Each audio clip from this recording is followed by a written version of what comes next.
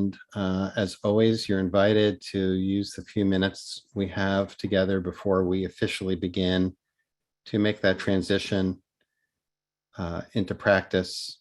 Actually, truth is, of course, ultimately what we're aiming for is to think of all of life as practice and infuse our lives, our daily lives with practice, and not to consider this kind of going back and forth between, our daily lives and then practice. But we are intentionally transitioning into a deeper sense of practice, or with greater awareness of engaging in practice, for the sake of cultivating awareness that we can apply in our daily lives when we're not sitting together or engaging in periods of intense Jewish spiritual practice together. So good to be together with you for our little Shabbat, our daily Shabbat at this time.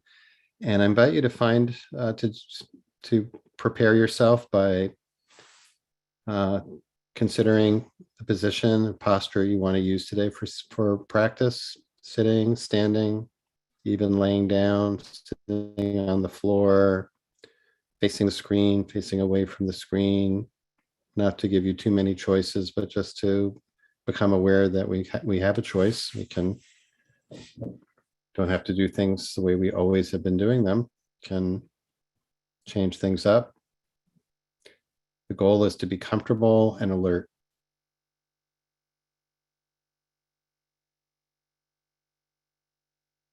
And as you take your place, as you bring awareness to your body, as you remember that you're breathing, as you remember that you have a body that has feelings and sensations, as you remember that you have emotions that are swirling around inside, and as you notice that your mind is active and awake, you can use these couple of minutes if you'd like to say hello in the chat box. Let us know where you're joining from. Welcome back to those who've been away. Welcome to those who are joining us maybe for the first time today. Maybe we are being joined today by some friends of our leader for today, Rabbi Jenny Solomon from her congregation, Beth Meyer Synagogue in Raleigh, North Carolina. So welcome to the Tar Heels who are here, whatever that means. And welcome to you wherever you're joining from. So let us know where you are, how you are today. Just check in.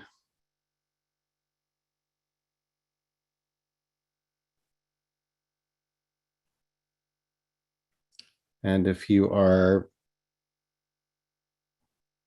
holding in your heart today someone who is in need of healing, or people who are in need of healing of any kind, physical, emotional, spiritual, mental, and you'd like us to expand our circle of concern and love to include them, you can put their names in the chat box if you like.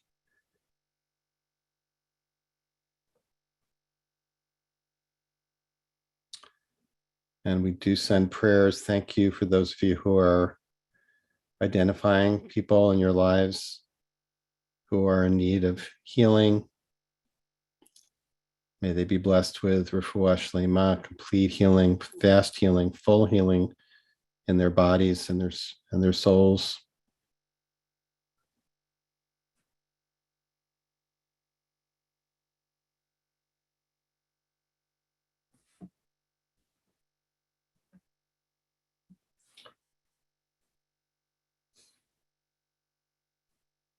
You might want to take a few deep breaths just before we begin. And as always, thank yourself for showing up. Congratulate yourself for your devotion, setting aside this time today for practice together. And let's begin. Hi, everyone. Mark Margolius with the Institute for Jewish Spirituality. Welcome to our daily Jewish mindfulness meditation. We meet at this time Monday through Fridays, except for Jewish holidays, secular holidays. And IJS is very happy to be able to offer this opportunity for practicing together every day. We also offer our Jewish yoga studio on Mondays at 11 a.m. That's with Kenner Lizzie Shamash. And today as well, and every Thursday at 2 p.m., an opportunity to immerse in Torah study with Rabbi Aaron Leib Smokler for an hour from 2 to 3 p.m. Eastern Time. That's today, every Thursday. And the Torah study, the yoga, and the meditation, all offered by IJS on a free and drop-in basis, which we're able to do because of you and your support for this practice and this work, including just showing up. Thank you for being here. Thanks to all of you who have offered financial support to IJS to make this possible. And if you are in a position to offer a gift of $180 or more, you can sponsor one of these daily meditations in honor or in memory of someone special to you. And today we're grateful to you, Joan Shapiro, for sponsoring our practice in memory of your mother, Grace Lillian Sudman, on her yard site. A painter of landscapes, a master knitter, a player of piano and organ, sometimes at the same time, a reciter of poems, and a loving mother who set a beautiful example of holding her temper and her tongue and refraining from lashon hara. That's a beautiful tribute. Thank you so much, Joan. May your mom's memory be a blessing always for you in your life and in the lives of all those she touched, and through the merit of our practice today. Just a couple of reminders, friends, before we turn to practice, which is that, number one, tomorrow's meditation is co-sponsored by the Jewish Addiction Awareness Network. We will be bringing together, melding principles of 12-step recovery and Jewish mindfulness practice. Same time, usual format. If you know of anybody who is in recovery, or somebody who has a loved one who's in recovery, or if you just have someone who might be interested, please spread the word and let them know. Same time.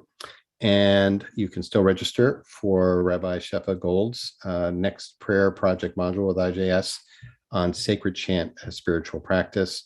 I believe the registration is open through next week, and the program begins on December 19th. It's a wonderful opportunity to learn with one of the great masters of chant as a Jewish spiritual practice, Rabbi Shefa Gold. And with that, I am delighted to turn things over to my friend and teacher, Rabbi Jenny Solomon, joining us from Raleigh, North Carolina again today. Thanks so much, Jenny. Thank you, Mark. Thank you, everyone. Thank you, IJS. Thank you, Adi, for holding our tech space, our sponsor, Joan, in memory of your beloved mother. And I also want to take Mark's invitation to add the name of someone who is in need of healing.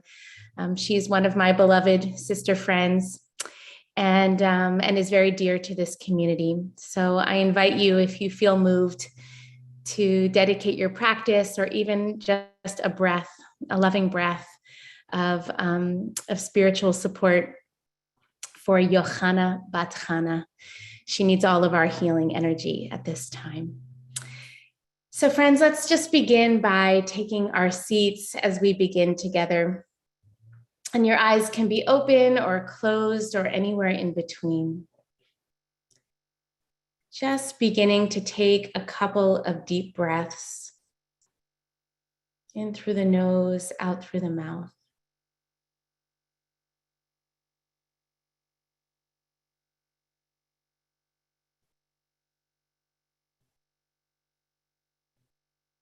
And allowing your breath to find a steady rhythm.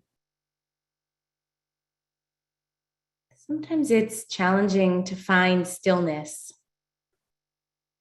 but we can usually find steadiness. It's built into our bodies if we listen. So find a breath that's steady.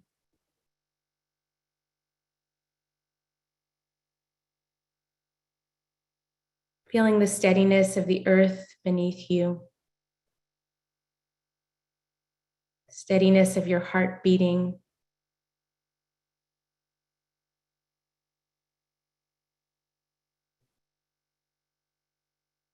And thank yourself for showing up. Thank each other across time and space for the gift of coming together in practice. in peace, each one of us practicing our wholeness.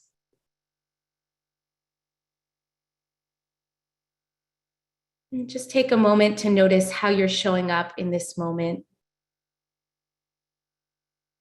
Sort of what's standing on the front of the line.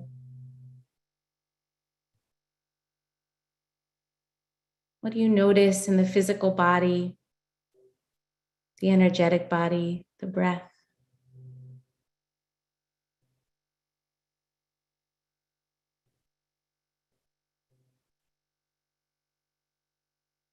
This is a space in which we do not have to change or fix anything. We get to show up exactly as we are.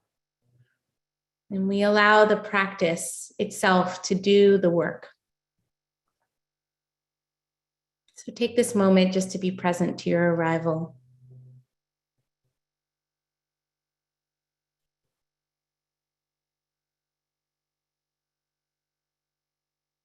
When you're ready, you can open your eyes if they're closed. And just bring your attention. We're going to bring our attention to the Parsha, to the Torah portion of this week, and hopefully use some of that beautiful teaching as a way to sit today. So at the conclusion of last week's Parsha, Joseph frames his youngest brother, Binyamin, for theft of a goblet, cup of some kind, and imprisoned him as a slave. And this week's Parsha opens with the dramatic moment of Yehuda's approaching Yosef. He doesn't know it's Yosef, to beg for Binyamin's release. And Yehuda movingly insists that he should be taken as a slave instead, since Yehuda promised his father that he would be responsible for Binyamin's safe return. So after Yehuda finishes speaking, Yosef can no longer hold back his tears, and he actually discloses his true identity to his brothers. So the question that I'm bringing to our Parsha this week are, what is it about Yehuda's speech that breaks through Yosef's distance, his holding, his heart? And then a little later in the Parsha, what is it that makes it possible for the brothers to draw near and approach Yosef after everything that has transpired? And so there are two pivotal moments in the Parsha that both use the word vayigash, or the verb vayigash, which is the name of this week's Torah portion. So Adi, if you will kindly bring up the text. And I want to just touch on these two moments. Thank you so much. So we have this first instance of vayigash. Then Yehuda approached, I'm going to use the word approached, or came close for vayigash to him, Yosef, and said, "Please, my Lord, let your servant appeal to my Lord, and do not be impatient with your servant, you who are equal of Pharaoh." And then a bit later, Yosef said to his brothers, "I am Yosef. Is my father still well?" But his brothers could not answer him, so dumbfounded were they on account of him. Then Yosef said to his brothers, "Come forward to me." That same verb of vayigash. And when they came forward, he said, "I am your brother Yosef, he whom you sold into Egypt. Now do not be distressed or reproach yourselves because you sold me hither. It was to save life that God sent me ahead of you." So I want to suggest, for the purposes of our practice today, that perhaps it was not the content of Yehuda's speech that Yosef's heart opens, but the fact of it, that Yosef is viscerally moved by Yehuda's presence before him, by being spoken to directly, by feeling their closeness. That this encounter between Yosef and his brothers underscores the power of proximity. And I'm thinking about this a lot, especially as we still kind of make our way through the world in a distant way. The conversation between Yehuda and Yosef, it demonstrates the way that physical closeness can dismantle barriers, I think, between people and facilitate some emotional closeness and at times, perhaps even reconciliation. And so too, the brothers are able to hear Yosef's revelation precisely because he calls them near. There's something about the fact that they are physically coming close that makes it possible for Yosef to reveal himself and for his brothers to take that revelation into their hearts. And as Mark touched on actually in yesterday's practice, there are many possibilities about the meaning of this verb vayigash, or sort of the intent. What is it that they were kind of coming close to do? There are lots of different interpretations, but perhaps my favorite commentary, which you can see here on the text sheet, just a little bit further down, is from the Lakach Tov, Tuvia ben Eliezer, from the 11th century, who makes a reference to another time that the word vayigash is used. And in that case, he makes the connection to, and Yaakov drew near and kissed Yitzchak. And so he feels that this word vayigash, of coming close, of approaching, the deepest sort of connotation of that drawing near is love. That is what makes it possible for there to be an energetic shift between the brothers. When Yosef sees that his brothers are frightened by him, that they're speechless, when confronted by him, he doesn't back away. Instead, he kind of closes the physical gap between them. And it is because of that quality of love in drawing close that they're able to hang in there together and perhaps experience something new together. So Adi, thank you. You can close the screen share. Great. So this is what I want to use for the framing of our practice today. And again, this is really what is building off of what Mark shared so beautifully in our practice yesterday. That meditation is also an invitation to draw close to the truth of our experience, also to draw close to one another. Energetically, again, even over this vast space and time that we're sharing this moment, and to come flush with our experience with the quality of love, loving attention. I know for myself that it is often habitual to meet my experience with some resistance or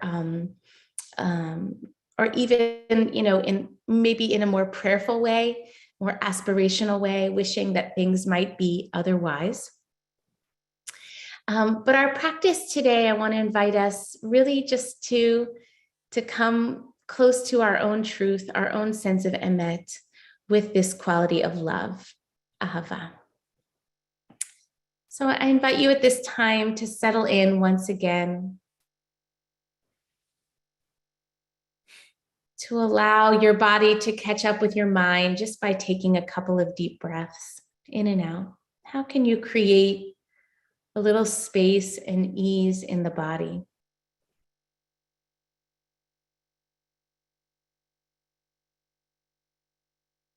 And just allow the breath to help you soften where you can.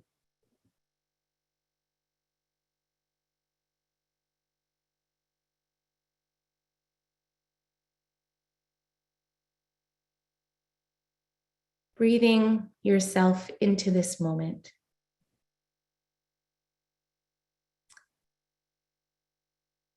We're practicing paying loving attention to our experience of the truth of this moment as it's expressed in our breath, in our bodies, in our hearts. We're not here to do anything, nothing to achieve, nothing to resolve, just to draw close, vayigash, to be proximate. to feel the warmth that is created when bodies draw close to one another. And even if you are alone in a room, as I am, I believe that our spiritual capacity enables us to experience that warmth, that felt sense in the body, even through our imagination.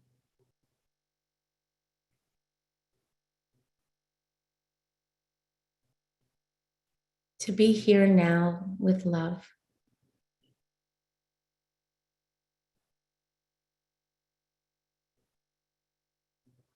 So we'll take the next about 10 minutes just to approach ourselves, our experience gently and lovingly. As your attention inevitably wanders, no problem. Simply come back to what is true and what is here with love. V'rachamim tashuv. I'll bring us together with the sound of my voice.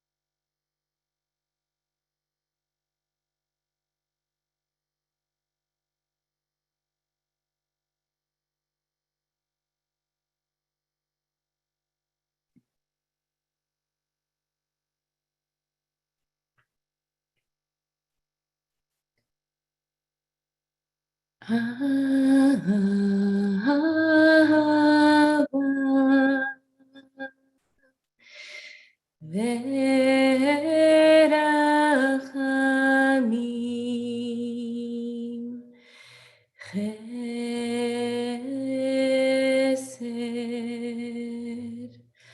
v'shalom,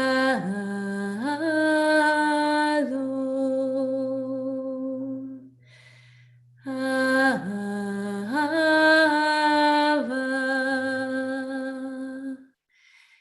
verachamim,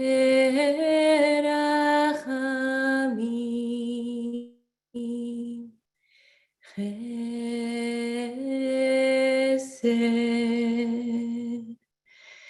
v'shalom.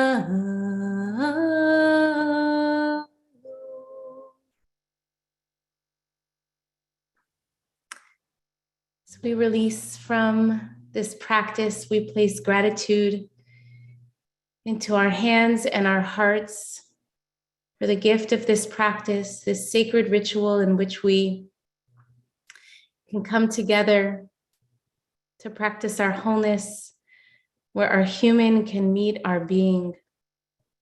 We express gratitude for the road we have walked, which has led us to the cushion or the mat or the chair, to greater stillness and steadiness.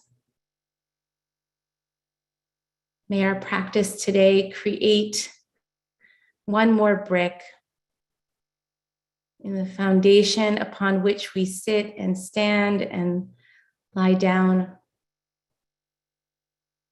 May that strong and broad foundation offer us courage to come close, to be proximate with our own truth and with one another.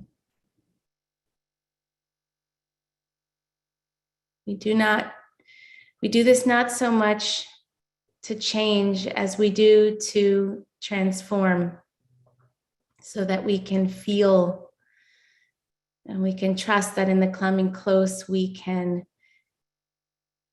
be with what is, and that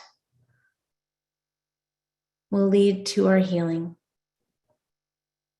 So when you're ready, you can open your eyes. Do so gingerly and gently, with softness and with love. Turn it over to you, Mark. Amen. Amen.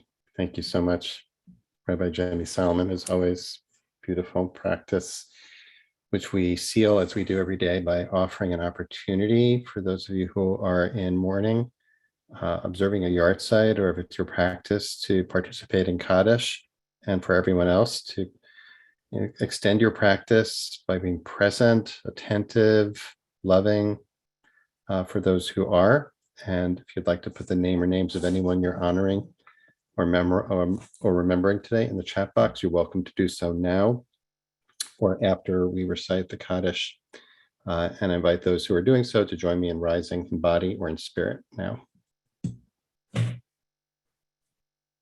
Yitkadal, Gadal v'yitkadash, Shemei Shmei Rabba, Rabba, Amen. Yama, Dibra, Yama, V'Yitei, V'Yitmal, V'Chaye Ton, V'Meton, V'Chaye T'chol Beit Yisrael, Ha'agala, Bizman Kri, Amen.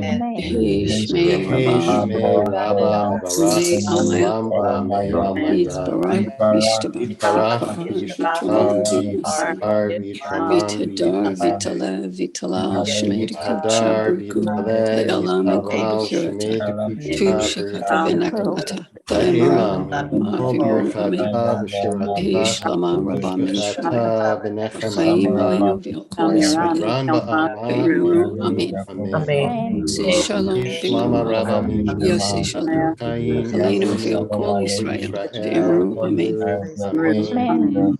Oseh Shalom B'Ramav Hu Yaseh Shalom Aleinu V'Yavot Yisrael Yalkol Yaakov Yoshvei Yoshe Tevel Teva. Imru. Amen. Amen. Friends, thanks for joining us as always today for our practice. If you're leaving us now, we hope you can come back tomorrow for our sit, same time, 12:30 Eastern. Thanking our teacher for today, Rabbi Jenny Solomon. Once again, another beautiful, beautiful teaching and practice. Thank you so much, Jenny. Thanks to Adi Stein for holding our Tech Mishkan, our sanctuary, so beautifully. Thanks to all of you, and thanks to Joan Shapiro for sponsoring our practice today in loving memory of her mother, Grace Lillian Sudman. Zichrona livracha, may her memory be a blessing. Those who are able and would like to are welcome to stay on for conversation with Jenny about today's practice, or just to reflect on your practice today for about 15 minutes. And if you're leaving us now, blessings for health and safety and healing for all. We hope to see you back soon. Okay, if you do have a question, I'll try to keep an eye on the chat box, and you can just put it in the chat box and preface it as always by writing question in all caps if possible. Thank you, Jenny. It was just great. This I guess this is one of the great moments of revelation in the whole Torah, right? And it's kind of neglected. In some ways, this is like such a powerful way to come towards the close of the book of Genesis. And actually, as you were teaching it, I was looking. Of course, every time you look at it, you see something new and different that I hadn't noticed. I actually I'm going to bring the text back up. Great. And if that's okay with you, just kind of together, maybe parse this a little bit. And maybe you might have said this, so if you did, please forgive me and point that out. So Joseph introduces himself twice, right? He says, "Ani Yosef." He says it twice. And the key, I guess what you unlocked for me by bringing that comment that the language of Vayigash is the language of love is when he says to the brothers, "Gushuna Elai Vayigashu," that says, "Please draw near to me," and they came close. But before that, right, when he reveals himself, and then that word nivhalu mipanav was, and it's translated here, dumbfounded. Yeah. But my sense of, I'm not an expert I'm not, I know a little biblical Hebrew, but I'm not an expert. I'm wondering what you think about, like, how would you translate that word? But here's my sense is that it's really like they were so agitated, like, like big feelings, big thoughts, catastrophizing. Oh my God. And dumbfounded, maybe dumbfounded is a good word, but that strikes me as like dumbfounded feels like numb in some way, right? Yeah. Yes. What is happening as opposed to and then Joseph says, that's when he says Gushu, and what you say is language of love. Like there's, if we were directing the scene and you wanted to give instructions to the person playing Joseph, like what would be the intonation of that line? Like I'm wondering, like I'm going to invite you to be the director of the film or the play. Say, okay, I'm Joseph. How would you want me to deliver that line? What's the tone of voice? And then there's also the na, which is please, right?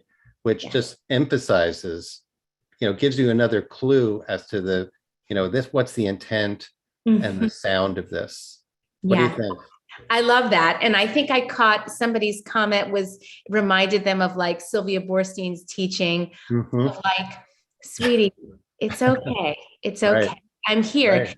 And I hear that language too, because I also have that sense of just like overwhelm. And I know in my own experience that when I become overwhelmed with really big feelings, like I don't know what to do next.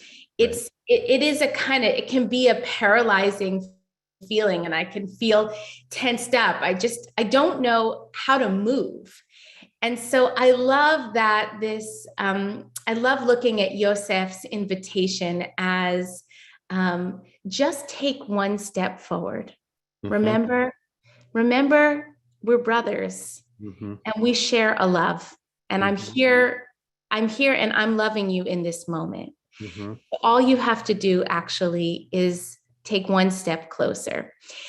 And I feel that a lot in my practice, when I sit and sort of check in with what is arising, and it's so many things. And Mhm. then I say, I can say to myself or practice saying to myself, just one breath. Mhm. Mhm. That makes a lot of sense to me. Yeah, I love that. I love that Lori brought Sylvia Boorstein, that, if Joseph said to, sweethearts, it's okay, like, wow, that really changes how you read this passage, right? And then he says, then the second time he introduced himself, he says, not just Ani Yosef Achichem, I'm your brother, right? Right. Which is kind of the question that has been hovering over the whole book of Genesis. Are we our siblings keeper, right? Right. I'm your brother. And to me, Um, that like that shift thing. it invites us into a larger experience, a vastness that's Mhm. like, it's not just, it's not just Yosef. It's like this person whose life yours is inextricably connected to over generations. Like, Mhm. there's a web of connection here that we can be connected. We can be together. Yeah. Well, I've got more. I've also got an incredibly, like, of the many weird thoughts that always float through my mind when I'm sitting. I had if there's time, we'll get back to it. I don't want to take time on it, but I had to laugh at myself. It was one of those ones where you laugh at yourself and you're like, oh my God, what are you That's thinking? good. That's good. um, Yeah. so there is a question here from Lori, about, is there a relationship or similarity between that word vayigash and hineni, about presence? Or maybe how might are they closely related but a little bit different? Like, how might we think about that? Yeah, no, I think that's a beautiful connection. Maybe not an etymological one, but with that same quality. I know for myself, and I imagine you do as well, like when a friend shows up for me with pure presence, when a wise teacher is fully present to me, like it is in that, it is because of that presence Mhm. that something inside of me feels safe to grow, to heal, to open, that's what makes it possible. Yeah. Yeah. Based on that, what you just said, I think, in terms of that question, that hineni is about presence, but what you added today was, vayigash is about love, right? And mindfulness practice is, a lot of times people just think about it's about presence, right? But at least as I've learned it, and I think you have too, is that it's also very much about love, and having cultivating the capacity to recognize, absorb, and extend love. And for a lot of us, that is revelatory, right?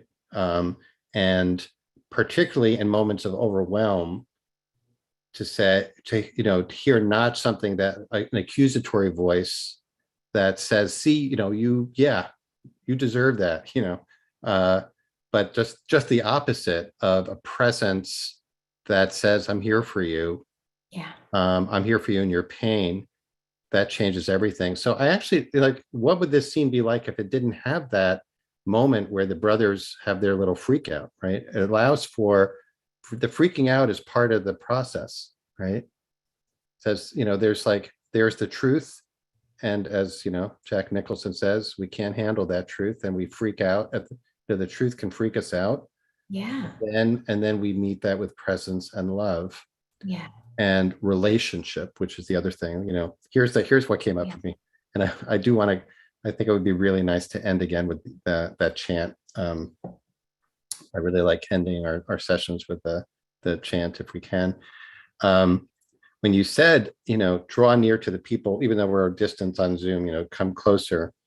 There were two things that floated into my head immediately, two associations. And one was, I remember Art Green teaching us actually in my IJS cohort, a text, which I've never found again. I have to ask him what it was, because maybe I'm making it up, but basically it was a text about kind of people kind of channeling through to open a path to God. And then you get to the last little membrane or, bit, and you pull back, that, it's was kind of a metaphor for spiritual intimacy of really wanting connection, really wanting intimacy, and being terrified of it in some way, right? That, and we all say we recognize the need for connection and closeness. And yet, at least for myself, I know that there's anxiety associated with that, which, in this story is kind of an example that the really mundane thing I was thinking about sometimes being a rabbi, in a congregation. I don't know if you have had this experience where people sit in the back, right? Nobody sits in the front. Nobody comes to sit in the front. And you have to encourage people. Would you mind moving up? Would you mind coming closer? Right. And my feeling is always annoyance of why are you sitting so far away? Why are you sitting in the last row?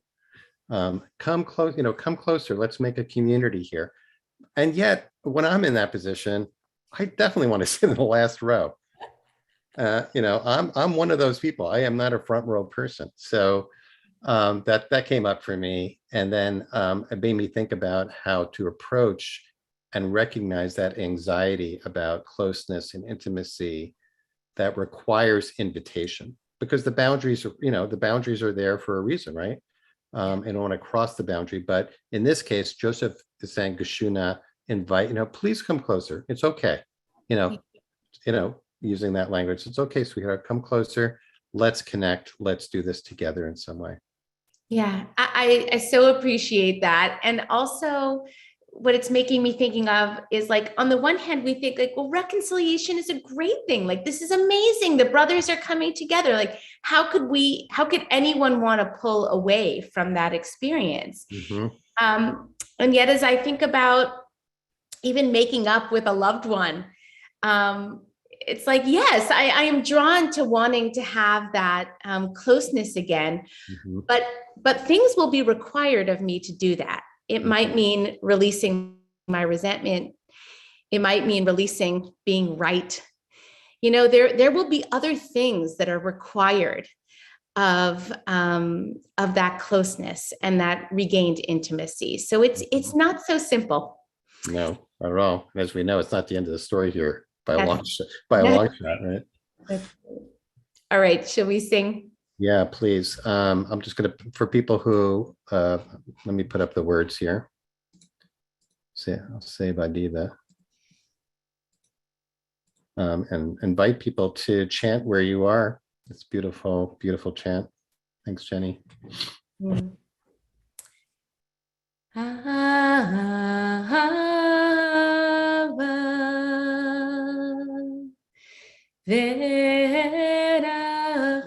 Verachami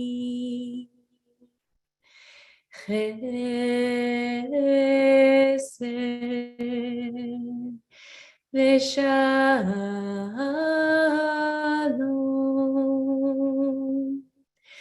Ahava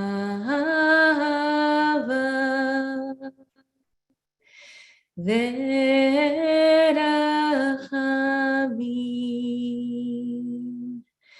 Chesed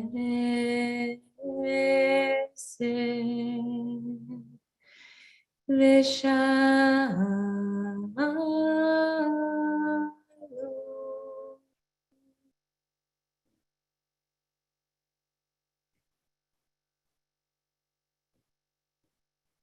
May each breath bring us closer to all of those things: love, compassion, and mercy, steadfast, loving kindness, and peace, wholeness. Amen. Thanks, Jenny. As always, really beautiful. Thanks so much. Thanks to all of you for being here. as always. Hope to see you tomorrow. We're wishing you an early Shabbat Shalom.